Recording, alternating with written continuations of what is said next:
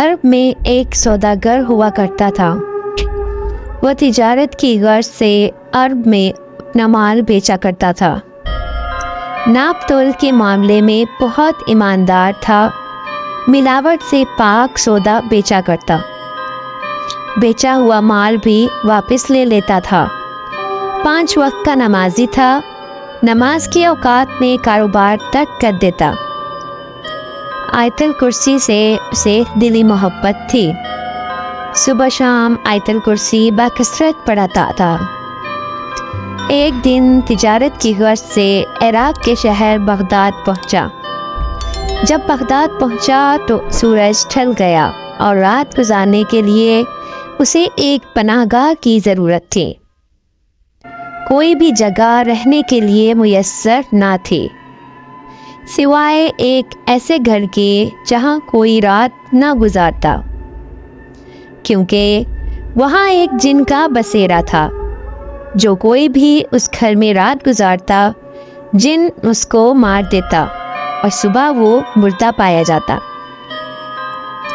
گھر کے مالک نے اسے خبردار کیا کہ اگر تم اس گھر میں رات گزارو گے تو اپنی جان کے خود ذمہ دار ہوگے۔ مگر وہ اللہ کا نیک بندہ اللہ پر ایمان رکھتے ہوئے، کیونکہ زندگی اور موت اللہ کے ہاتھ میں ہے، اس گھر میں رات گزارنے کے لیے تیار ہو گیا۔ عشاء کی نماز ادا کی اور سونے کے لیے بستر پر لیٹ گیا۔ جیسے ہی رات کا آدھا پہر ہوا تو جن نے اس گھر کار کیا۔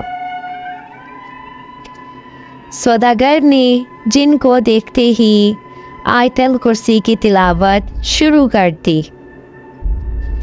جن نے بھی آیت الکرسی پڑھنی شروع کر دی۔ جن نے سوداگر کو اس کے ایمان سے ہٹانے کی بہت کوشش کی کہ وہ آیت الکرسی مکمل نہ کر سکے، مگر سوداگر اپنے ایمان سے نہ ڈگمگایا اور آیت الکرسی کی تلاوت کرتا چلا گیا۔ جیسے ہی آیت الکرسی مکمل ہوئی تو جن جل کر راہ ہو گیا۔ اس واقعے سے ہمیں یہ سبق ملتا ہے کہ اللہ پر کامل ایمان انسان کو ہر مشکل سے نکال دیتا ہے۔ اگر سوداگر آیت الکرسی مکمل نہ کرتا اور اپنے ایمان سے ڈگمگا جاتا تو جن اس کا بھی ویسا ہی حشر کرتا جیسا کہ اس نے پہلے لوگوں کا کیا۔